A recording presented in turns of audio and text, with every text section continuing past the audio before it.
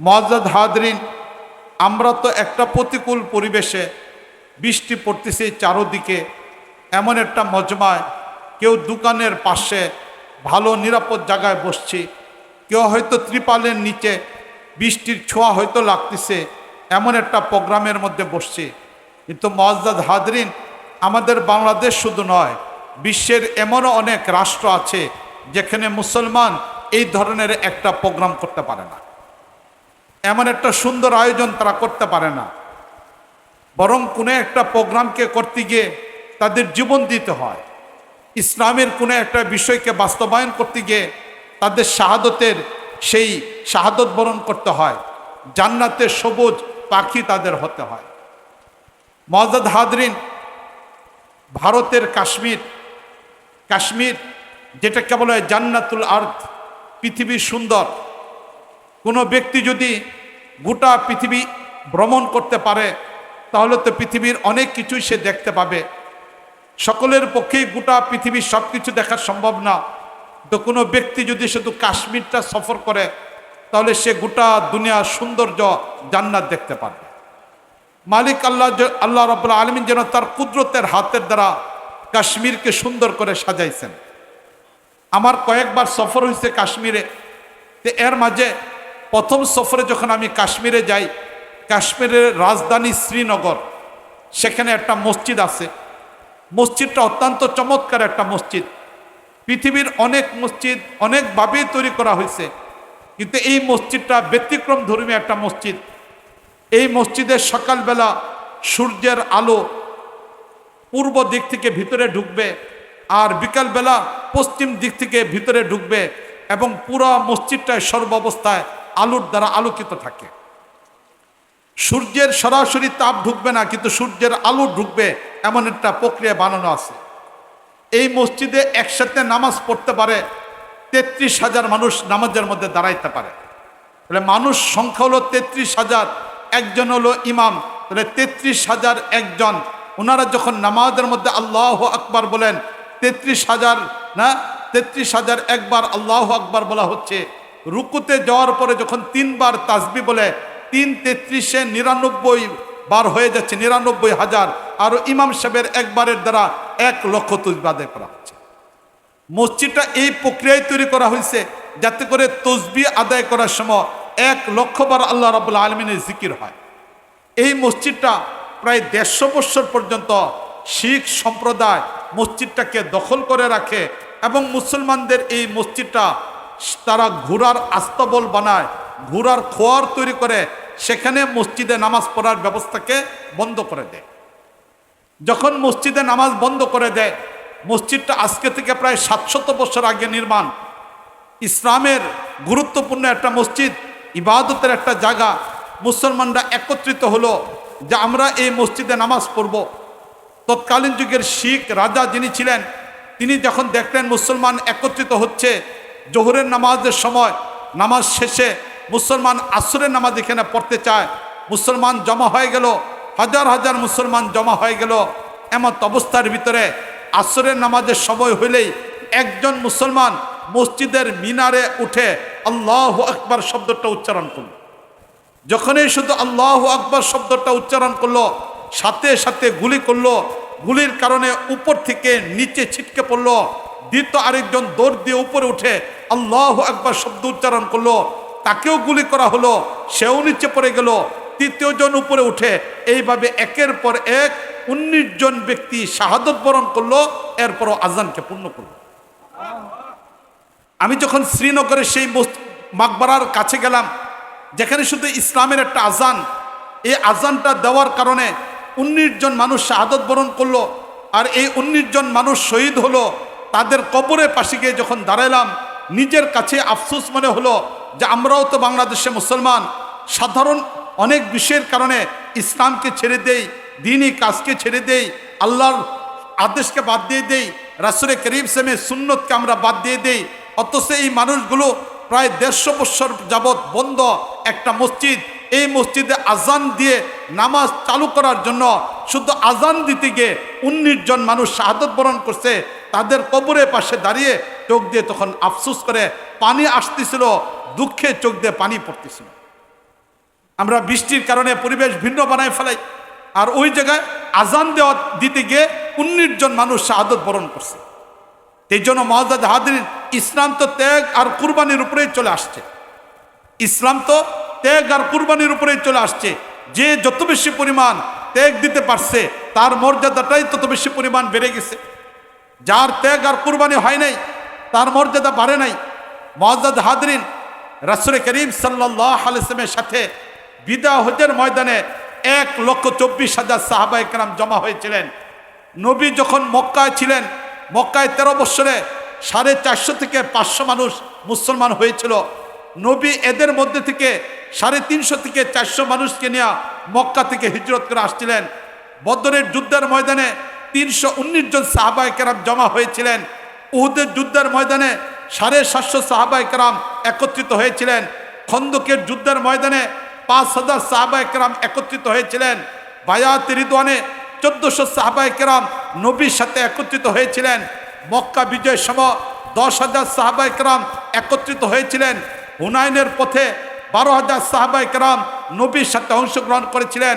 তাবুকের যুদ্ধে 30,000 সাহাবায়ে কেরাম নবীর সাথে অংশগ্রহণ করেছিলেন। মুআজ্জাজ হাদিরিন, সবচেয়ে বেশি পরিমাণ সাহাবায়ে কেরাম নবীর সাথে একত্রিত হয়েছিল বিদা হজের ময়দানে 1,24,000 সাহাবায়ে কেরাম। এই যে 1,24,000 সাহাবায়ে কেরাম, প্রত্যেক সাহাবায়ে কেরাম জান্নাতি, ঠিক না বলেন? এটা প্রত্যেক সাহাবায়ে কেরাম জান্নাতি, এবং প্রত্যেক সাহাবায়ে কেরামকে আল্লাহ রাব্বুল আলামিন তাদের উপরে সন্তুষ্টির ঘোষণা দিয়ে জান্নাতের ঘোষণা দান করছেন। এই জন্য যারা সাহাবায়ে কেরামের সমালোচনা করে তাদেরকে আমরা আহলে সুন্নাত ওয়াল জামাতের অন্তর্ভুক্ত মনে করি না, ঠিক না বলেন? এটা এবং আমরা মনে করি যে দল, যে জামাত সাহাবায়ে কেরামের সমালোচনা করে তারা আহলে সুন্নাত ওয়াল জামাতের অন্তর্ভুক্ত হতেই পারে না।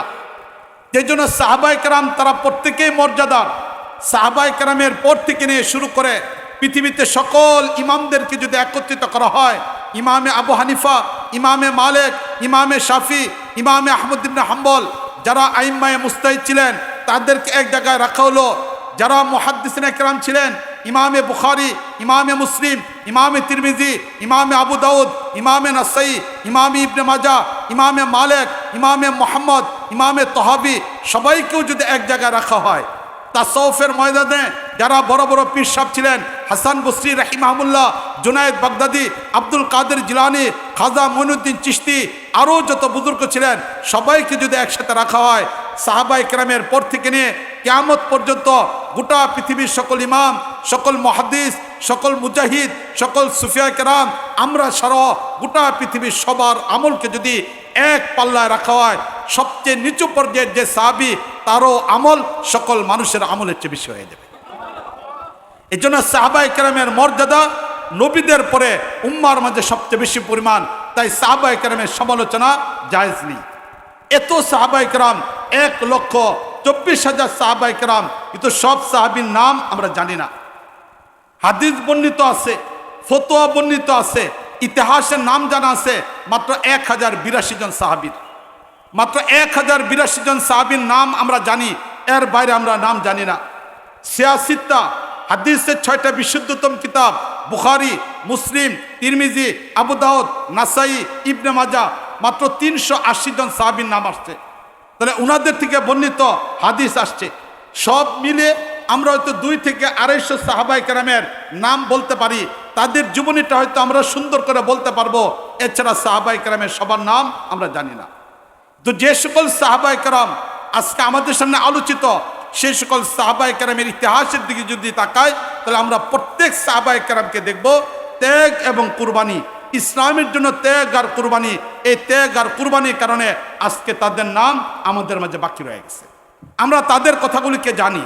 যে সাহাবায়ে কেরামের ত্যাগ আর কুরবানি হয় নাই, তারা সাহাবী ছিলেন, কিন্তু ওই পরিমাণ নবীর জন্য, ইসলামের জন্য, দ্বীনের জন্য, কোরআনের জন্য, ইসলাম প্রতিষ্ঠার জন্য ওই পরিমাণ ত্যাগ আর কুরবানি হয় নাই। তারা সাহাবীর মর্যাদা পাইছেন, কিন্তু তাদের নাম ইতিহাসে উল্লেখ নেই। মুআজ্জাজ হাদিরিন, আমরা কম বেশি সবাই জানি 10 জন সাহাবা যাদেরকে নবী করিম সাল্লাল্লাহু আলাইহি ওয়াসাল্লাম একসাথে জান্নাতে সুসংবাদ দিয়েছিলেন, আশারায়ে মুবাশশারা বলা হয়। ওই 10 জন সাহাবীর অবস্থায় যদি আমরা দেখি, নবী করিম সাল্লাল্লাহু আলাইহি ওয়াসাল্লাম কোন প্রেক্ষাপটে তাদেরকে জান্নাতের সুসংবাদ দিয়েছিলেন। ত্যাগ আর কুরবানিটা কি পরিমাণ ছিল। মুআজ্জাজ হাজরিন, সাহাবায়ে কেরামের ভিতরে অভাব চলতেছে, দুর্ভিক্ষ চলতেছে, ঘরে খাবার নাই, সাহাবায়ে কেরামের অভাব অনটন। এমত অবস্থার ভিতরে প্রত্যেক সাহাবায়ে কেরাম অপেক্ষা আছেন, বাইরে থেকে কোনো কাফেলা যদি আসে তাহলে তারা খাবার নিয়ে আসবে, খাবার তাদের কাছ থেকে ক্রয় করে মুসলমান সাহাবায়ে কেরামের জীবন স্বাভাবিক অবস্থায় চলবে। এর জন্য সবাই অপেক্ষা ছিলেন, বাইরে থেকে কোনো ব্যবসায়ী কাফেলা আসলে খাবার কিনা হবে।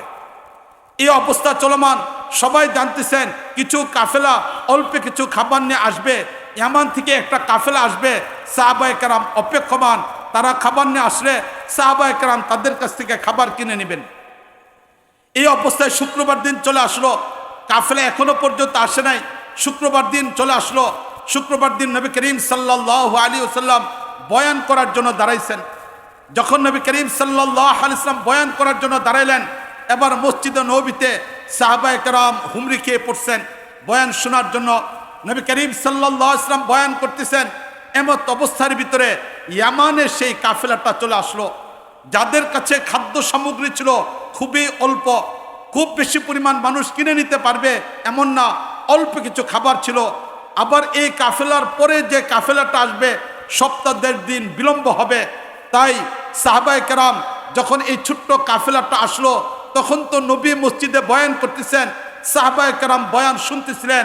হঠাৎ করে কাফেলা চলে আসলো, তারা একটা সংকেত ব্যবহার করলো, যার অর্থ ছিল এটা, আমাদের কাছে অল্প খাবার আছে, তোমরা যারা নেওয়ার দরকার এসে নিয়ে যাও।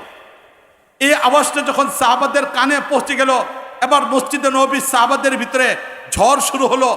কোন সাহাবায়ে কেরাম মনে করলেন আমার ঘরে 1 দিন 2 দিন খাবার নাই, এই অবস্থায় যদি খাবার কিনতে না যায় তাহলে আমার পরিবার কষ্টের মধ্যে পড়ে যাবে, স্ত্রীর দায়িত্ব আছে, সন্তানের দায়িত্ব আছে, তাদের মুখে খাবার তুলে দিতে হবে। এই বিষয়টা সাহাবায়ে কেরাম চিন্তা করা আরম্ভ করলেন। আবার কিছু সাহাবায়ে কেরাম চিন্তা করলেন, মসজিদে নববীতে নবী করিম সাল্লাল্লাহু আলাইহি ওয়াসাল্লাম বয়ান করতেছেন, নবীর বয়ান রেখে কি করে যায়। এবার কিছু সাহাবায়ে কেরাম যারা মসজিদে নববীতে অপেক্ষমান, তাদের হৃদয়ে ঝড় শুরু হলো, পরিবারের দায়িত্ব, আবার নবী করিম সাল্লাল্লাহু আলাইহি ওয়াসাল্লামের আলোচনার গুরুত্ব, দুইটার ঝড় যখন চলতেছে, হঠাৎ করে দেখা গেল একজন সাহাবী তিনি পারিবারিক প্রয়োজনকে প্রাধান্য দেওয়া মসজিদ থেকে বের হয়ে গেলেন। তিনি ওই কাফেলা থেকে কিছু খাবার সংগ্রহ করলেন। আরেকজন সাহাবী বের হলেন, তৃতীয় আরেকজন বের হলেন, চতুর্থ আরেকজন বের হলেন। দেখতে দেখতে ছোট্ট মসজিদে নববীতে মাত্র 10 জন সাহাবী বসা। যারা দুনিয়ার প্রয়োজনকে প্রাধান্য দেয় নাই, তাদের হৃদয়ের মধ্যেও সন্তানের মায়া ছিল, স্ত্রীর ভালোবাসা ছিল, খাবারের কষ্টের অনুভব তাদের হৃদয়ের মধ্যেও ছিল। কিন্তু ওই সাহাবায়ে কেরাম নিজেদের প্রয়োজনের উপরে রাসূল করিম সাল্লাল্লাহু আলাইহি ওয়াসাল্লামের এই মজমাকে গুরুত্ব দিলেন, রাসূলের এই বয়ানের প্রোগ্রামকে গুরুত্ব দিলেন, যার কারণে এই 10 জন সাহাবায়ে কেরাম মসজিদে নববীতে বসা। বাকি সাহাবায়ে কেরাম নিজেদের প্রয়োজনগুলিকে পূরণ করার জন্য বাইরে চলে গেলেন, ব্যবসায়ী কাফেলা থেকে খাবার সংগ্রহ চলে গেলেন। নিঃসন্দেহে এটা বৈধ ছিল, অসুবিধা ছিল না, কিন্তু বিষয়টা ত্যাগ আর কুরবানি ছিল। 10 জন সাহাবায়ে কেরাম মসজিদে নবীর বয়ানকে গুরুত্ব দিয়ে বসে পড়লেন। বাকি সাহাবায়ে কেরাম তারা তাদের পরিবারের প্রয়োজনকে পূরণের জন্য চলে গেলেন। নবী করিম সাল্লাল্লাহু আলাইহি ওয়াসাল্লাম ঘোষণা দিয়ে ফেলেন, ওই তো আবু বকর, যাও আবু বকর ফিল জান্নাহ, আবু বকর তোমার ব্যাপারে জান্নাতের ঘোষণা দিয়ে দিলাম। ওই তো দেখা যায় মসজিদে নবীর আরেক পাশে উমর বসা, নবী ঘোষণা দিয়ে দিলেন, উমর যাও তোমার ব্যাপারে ঘোষণা দিলাম, তুমি একজন জান্নাতি কাফেলার সদস্য। আর উসমান নিজের প্রয়োজনের উপরে আমি নবীর মজমাকে গুরুত্ব দিয়েছ, যাও উসমান তোমাকেও জান্নাতের ঘোষণা দিলাম। আলী তুমি মজমাকে গুরুত্ব দিয়েছ, যাও আলী তোমাকেও জান্নাতের ঘোষণা দিয়ে দিলাম। আব্দুর রহমান ইবনে আউফ যাও তোমাকেও জান্নাতের ঘোষণা। সাদ ইবনে আবি ওয়াক্কাস তোমাকে জান্নাতের ঘোষণা। যায়েদ ইবনে জুবায়ের তোমাকেও জান্নাতের ঘোষণা। একে একে নবী করিম সাল্লাল্লাহু আলাইহি ওয়াসাল্লাম 10 জন সাহাবীকে জান্নাতের ঘোষণা দিয়ে দিলেন। সেদিন এই জান্নাতের ঘোষণা ত্যাগ আর কুরবানির উপরে চলে আসছিল। রাসূলের মজমাকে বাদ দিয়ে কেউ যায় নাই, যার কারণে আল্লাহ রাব্বুল আলামিন নবী করিম সাল্লাল্লাহু আলাইহি ওয়াসাল্লামের জবানের দ্বারা তাদের জান্নাতের ঘোষণা দিয়েছিলেন। এই জন্য ইসলাম আগে চলে ত্যাগ আর কুরবানির উপরে। যখনই ত্যাগ আর কুরবানি হয় তখনই মুসলমান আগে চলে এবং ইসলাম আগে বাড়ে। যেখানেই মুসলমানদের ত্যাগ আর কুরবানি কমে যায়, সেখানে ইসলামও থমকে দাঁড়ায়, মুসলমান তার জীবনটা শঙ্কার মধ্যে পড়ে যায়। শুধু এই 10 সাহাবী না, আরো যত সাহাবায়ে কেরাম আছেন যাদেরকে নবী জান্নাতের ঘোষণা দিচ্ছেন, তাদের বিষয়টাকেও যদি আমরা দেখি, সেখানেও আমরা দেখতে পাবো ত্যাগ আর কুরবানি। আরেকজন সাহাবীর আলোচনা আমি আপনাদের সামনে তুলে ধরি। রাসূল করিম সাল্লাল্লাহু আলাইহি ওয়াসাল্লাম যখন মক্কায় ছিলেন, তখন মক্কার বড় বড় 2টা পরিবার ছিল, যে 2টা পরিবার পরস্পর প্রতিযোগিতা করত কারা কত বেশি পরিমাণ নবীকে কষ্ট দিতে পারে। একটা পরিবার ছিল আবু জাহেলের পরিবার, তার ছেলে ইকরামা, আবু জাহেলের ভাই হারেস ইবনে হিশাম, পুরো পরিবারটা প্রতিযোগিতায় লিপ্ত হতো কে কত বেশি পরিমাণ নবীকে কষ্ট দিতে পারলো, আবার সাহাবায়ে কেরামকে কষ্ট দিতে পারলো, মুমিনদেরকে কষ্ট দিতে পারলো, এটাকে নিয়ে তারা গর্ব করত। মক্কার আরেকটা পরিবার ছিল উতবার পরিবার, সেই পরিবারের ব্যক্তি হলেন সাইবা উমাইয়া ইবনে খালফ। এই পরিবারের মেয়ে হলো হিন্দা, যিনি রাসূল করিম সাল্লাল্লাহু আলাইহি ওয়াসাল্লামের চাচা সাইয়্যিদুশ শুহাদা হযরত হামজা রাদিয়াল্লাহু তাআলাকে শহীদ করে তার বুক থেকে কলিজা বের করে এই নারী চিবে চিবে কলিজা পান করতেছিল, খাচ্ছিল, এমন একটা হিংস্র নারী ছিল এই হিন্দা। এই পরিবারের জামাই হলো আবু সুফিয়ান। তাহলে এই পরিবারটাও ছিল দুর্ধর্ষ একটা পরিবার, সন্ত্রাসী একটা পরিবার, রাসূল এবং মুসলমানদেরকে নির্যাতনকারী একটা পরিবার ছিল উতবার পরিবার। আরেকটা পরিবার ছিল আবু জাহলের পরিবার। মক্কায় নবী করিম সাল্লাল্লাহু আলাইহি ওয়াসাল্লাম 13 বছর কাটাই দিলেন। 13 বছর পরে যখন নবী করিম ইসলাম মদিনায় চলে গেলেন, 17 মাস পরে এই আবু সুফিয়ান অত্যাধুনিক অস্ত্র ক্রয় করে সিরিয়া থেকে নিয়ে আসলো, এবং 17 মাস পরে এই অত্যাধুনিক অস্ত্রগুলিকে ব্যবহারের জন্য আবু জাহেলের নেতৃত্বে 950 কাফেররা বদরের প্রান্তে এসে উপস্থিত হয়। মুসলমানদের কাছে অস্ত্র ছিল না, মুসলমানদের কাছে বেশি পরিমাণ অস্ত্র ছিল না। এই অবস্থায় নিরুপায় মুসলমান আল্লাহ রাব্বুল আলামিনের উপর ভরসা করে বদরের প্রান্তে উপস্থিত হন। কিন্তু মালিক আল্লাহ রাব্বুল আলামিন সেই অস্ত্র থাকার পরেও, জনসংখ্যা বেশি থাকার পরেও বদরের প্রান্তরে মুসলমানদেরকে বিজয় দান করেন আর অমুসলিমদেরকে আল্লাহ রাব্বুল আলামিন পরাজয় দেন। এই বদরের প্রান্তে বড় বড় নেতা যারা ছিল, আবু জাহাল মারা যায়, উতবা মারা যায়, সাইবা মারা যায়, উমাইয়া ইবনে খালফ মারা যায়, বড় বড় নেতা যারা ছিল তারা মারা যায়। তারা মারা যাওয়ার কারণে এবার আবু সুফিয়ান তিনি জাতীয় নেতা হয়ে যান। এই আবু সুফিয়ান এবার তিনি জাতীয় নেতা। এই আবু সুফিয়ান যখন জাতীয় নেতা হলো, তিনি সম্পর্কের দিক থেকে নবীর শ্বশুর ছিলেন। আমাদের মা নবী করিম সাল্লাল্লাহু আলাইহি ওয়াসাল্লামের স্ত্রী উম্মে হাবিবা রাদিয়াল্লাহু তাআলা আনহা, তিনি আবু সুফিয়ানের মেয়ে ছিলেন, যাকে নবী করিম সাল্লাল্লাহু আলাইহি ওয়াসাল্লাম বিয়ে করেছিলেন। তাহলে এবার সম্পর্কের দিক থেকে নবী মুসলমানদের নেতা, আল্লাহর রসুল তিনি হলেন মুসলমানদের পক্ষে জামাতা, প্রতিপক্ষ কাফেরদের নেতা আবু সুফিয়ান রাসূলের শ্বশুর। তাহলে সম্পর্কের দিক থেকে জামাই শ্বশুর, একজন ইসলামের পক্ষে আরেকজন ইসলামের বিপক্ষে। বদরের যুদ্ধের পর থেকে নিয়ে যতগুলো যুদ্ধ সংগঠিত হয়, উহুদের যুদ্ধে আবু সুফিয়ান নেতৃত্ব দেন। তার নেতৃত্বের কারণে এই যুদ্ধে মুসলমান ক্ষতিগ্রস্ত হয়। 72 জন মুসলমান শাহাদত বরণ করেন। নবীর 4টা দাঁত ভেঙে যায়, মাথার মধ্যে হেলমেট লেগে যায়, নবী প্রচণ্ডভাবে কষ্ট পান। খন্দকের যুদ্ধে আবু সুফিয়ান নেতৃত্ব দিয়েছিল। সেই যুদ্ধের ময়দানে নবী করিম সাল্লাল্লাহু আলাইহি ওয়াসাল্লাম পেটের মধ্যে পাথর বেঁধেছিলেন, মুসলমানরা অভাবের মধ্যে পড়ে যায়। দীর্ঘ 6 বছর পর্যন্ত আবু সুফিয়ান মুসলমানদের বিপক্ষে নেতৃত্ব দিয়েছে। এই অবস্থায় যেদিন মক্কা বিজয় হয়, সেদিন আবু সুফিয়ান মুসলমানদের হাতে বন্দী হয়ে যায়। মুসলমানদের হাতে বন্দী হওয়ার পরে এবার আবু সুফিয়ান কালেমা পড়ে মুসলমান হয়ে যান রাদিয়াল্লাহু তাআলা আনহু।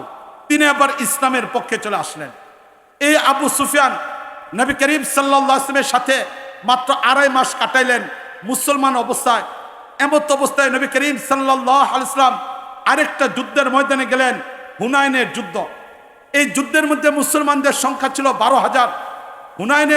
হুনাইনের যারা সৈন্য কাফের, তাদের সংখ্যা কম ছিল, কিন্তু তারা প্রত্যেকেই তীরন্দাজ ছিল। পাহাড়ের নির্ধারিত জায়গাগুলোতে বসে মুসলমানদেরকে পরাজিত করার জন্য তারা তীরকে ব্যবহার করতেছিল।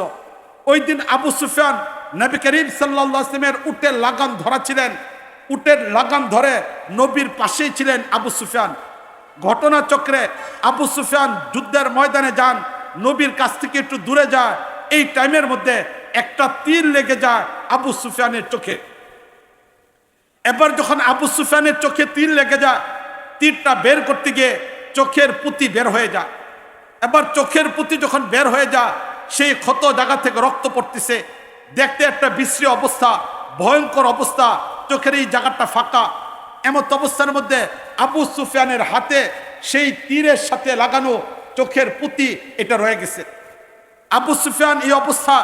তখন আবু সুফিয়ানকে কেউ বলল যে, আবু সুফিয়ান, এই যুদ্ধের ময়দানে যেমন তোমার চোখে তীর লাগার কারণে এই তীরের সাথে চোখের পুঁতি বের হয়ে গেছে, ঠিক এমন একটা ঘটনা হযরত আম্মার রাদিয়াল্লাহু তাআলা আনহু হয়েছিল। ওনারও চোখে একবার তীর লেগেছিল, তীর বের করতে গিয়ে চোখের পুঁতিটা বের হয়ে যায়। তখন আম্মার রাদিয়াল্লাহু তাআলা আনহু এই নষ্ট চোখটাকে নিয়ে নবীর কাছে গিয়েছিলেন। নবী নিজের হাতে তীর থেকে চোখের পুঁতিটা বের করে সেই আম্মার রাদিয়াল্লাহু তাআলা চোখের মধ্যে সেই পুঁতিটাকে রেখে দিয়েছিলেন। রাসূল করিম সাল্লাল্লাহু আলাইহি ওয়াসাল্লামের বরকতের কারণে আম্মার রাদিয়াল্লাহু তাআলা চোখটা সম্পূর্ণ ভালো হয়ে গিয়েছিল, দৃষ্টিশক্তি বেড়ে গিয়েছিল এবং আম্মার রাদিয়াল্লাহু তাআলা আনহুর চোখটা সবচেয়ে সুন্দর একটা চোখ ছিল। সাহাবাদের মাঝে আম্মারের চোখটা নবী নিজের হাতে সেখানে রাখার কারণে সুন্দর একটা চোখ ছিল। তাই আবু সুফিয়ান, তুমি একটা কাজ করো, তোমার এই চোখটাকে নিয়ে নবী করিম সাল্লাল্লাহু আলাইহি ওয়াসাল্লামের কাছে চলে যাও। রাসূল যদি তার বরকতময় হাতের দ্বারা সেই চোখটাকে তার আপন জায়গায় রেখে দেন, তাহলে আম্মার রাদিয়াল্লাহু তাআলার চোখ যেমন ভালো হয়ে গেছে, তোমার চোখটাও ভালো হয়ে যাবে। তুমি এই চোখটাকে নিয়ে নবী করিম সাল্লাল্লাহু আলাইহি ওয়াসাল্লামের কাছে যাও। এবার আবু সুফিয়ান সেই যুদ্ধের ময়দান থেকে তীরের সাথে গাঁথা সেই চোখের পুঁতিটাকে নিয়ে রাসূল করিম সাল্লাল্লাহু আলাইহি ওয়াসাল্লামের দরবারে রওনা দিলেন। নবীর সামনে গিয়ে উপস্থিত রাসূল করিম সাল্লাল্লাহু আলাইহি ওয়াসাল্লাম তাকিয়ে দেখলেন শ্বশুর আবু সুফিয়ানের দিকে, যার একটা চোখ তার নির্ধারিত জায়গা থেকে উঠে গিয়েছে, সেখান থেকে রক্ত গড়িয়ে পড়তেছে, আর আবু সুফিয়ানের তীরের সাথে তার হাতের ভিতরে চোখের পুঁতিটা রয়ে গেছে। রাসূল করিম সাল্লাল্লাহু আলাইহি ওয়াসাল্লামের সামনে গিয়ে আবু সুফিয়ান বলল, হে আল্লাহর নবী, আমি জানতে পারছি আম্মারের চোখ এমন একবার সমস্যা হয়েছিল, আপনি আপনার বরকতের হাতের দ্বারা আম্মারের চোখটাকে জায়গা মতো রেখে দিয়েছেন, তার চোখটা ভালো হয়ে গেছে। আল্লাহর নবী, আমিও আজকে আপনার সামনে উপস্থিত। রাসূল করিম সাল্লাল্লাহু আলাইহি ওয়াসাল্লাম বললেন, আবু সুফিয়ান, দুইটা জিনিস।